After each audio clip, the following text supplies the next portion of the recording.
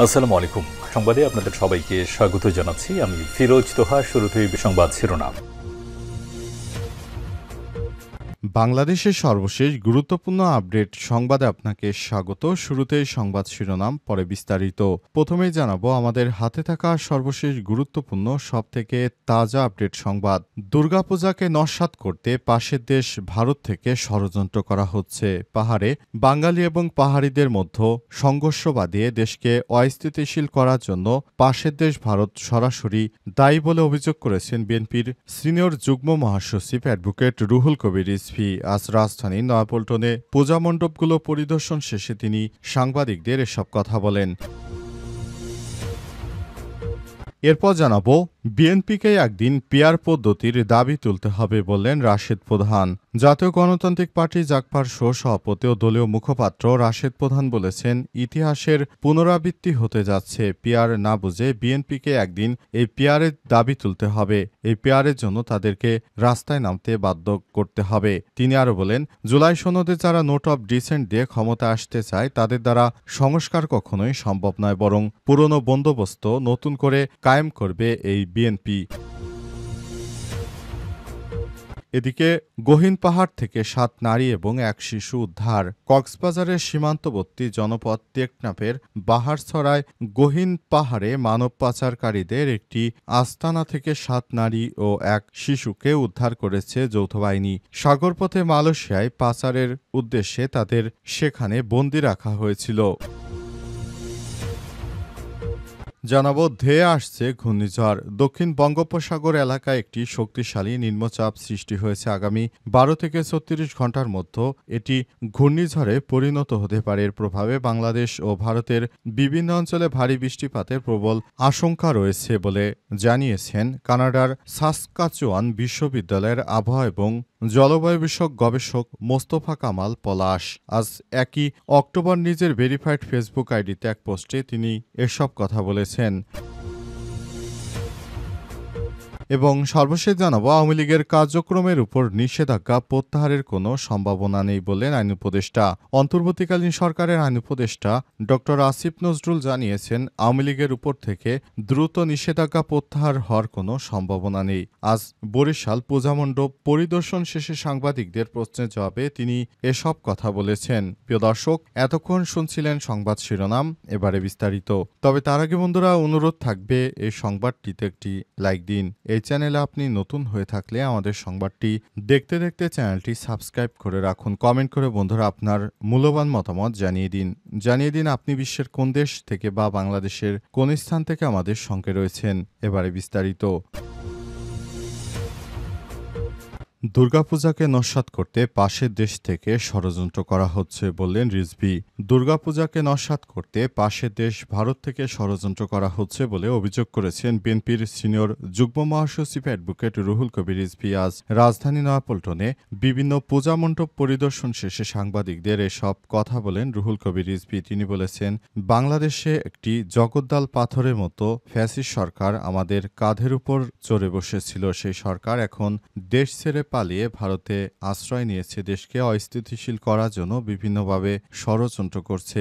এসব ফ্যাসিস্ট দলকে ভারতের মদতপুষ্ট রাজনৈতিক দলগুলো তারা বাংলাদেশকে আসলে কখনোই কোনো ভালো কিছু উপহার দিতে পারেনি, বরং তারা বাংলাদেশটাকে বিদেশের কাছে বিক্রির পায়তারা করেছে। ভারতকে বিভিন্নভাবে ফ্যাসিলিটি দিয়ে অন্তর্বর্তীকালীন সরকার আমাদের অনেক কিছু থেকে বাঁচিয়েছে। যদি এই ফ্যাসিবাদদের এইভাবে দমন করা না যেত, তারা একদিন বাংলাদেশকে ভারতের হাতে তুলে দিত।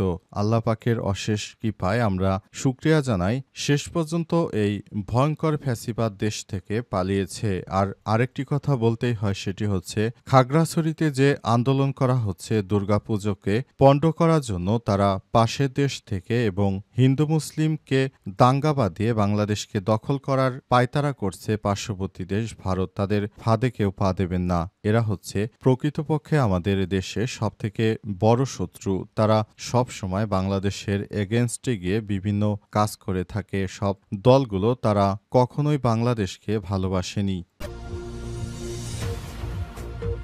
রাশেদ প্রধান বললেন, বিএনপিকে একদিন পিআরের দাবি তুলতে হবে।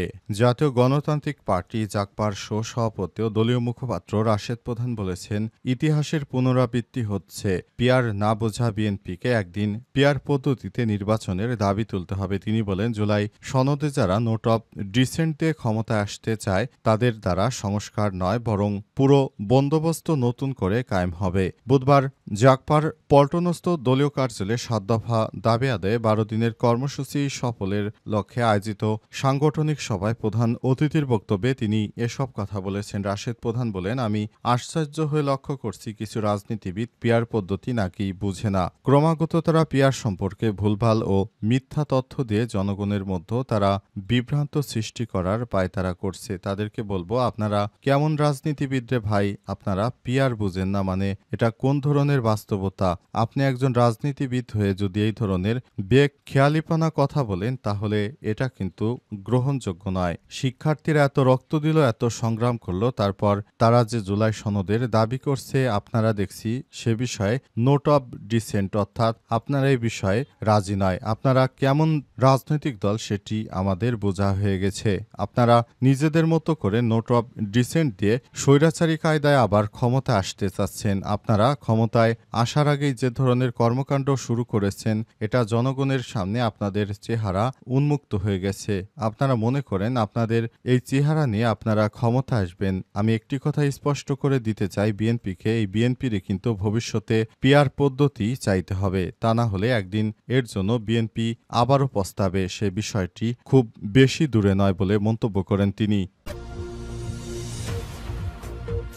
গহীন পাহাড় থেকে ৭ নারী ও ১ শিশু উদ্ধার। কক্সবাজারের সীমান্ত জনপদ টেকনাফের বাহারছড়ায় গহীন পাহাড়ে মানব পাচারকারীদের একটি আস্তানা থেকে ৭ নারী ও ১ শিশুকে উদ্ধার করেছে সেনাবাহিনী। সাগরপথে মালয়েশিয়ায় পাচারের উদ্দেশ্যে তাদের সেখানে বন্দী করে রাখা হয়েছিল। বুধবার দুপুরে তথ্য নিশ্চিত করেছে কোস্টগার্ডের সদর দপ্তরের মিডিয়া কর্মকর্তা লেফটেন্যান্ট কমান্ডার সিয়ামুল হক। তিনি জানান, গোয়েন্দা তথ্যের ভিত্তিতে জানা গেছে সাগরপথে মালয়েশিয়ায় পাচারের জন্য নারী ও শিশুসহ কয়েকজনকে টেকনাফের বাহারছড়া গহীন পাহাড়ে আটকে রাখা হয়েছিল।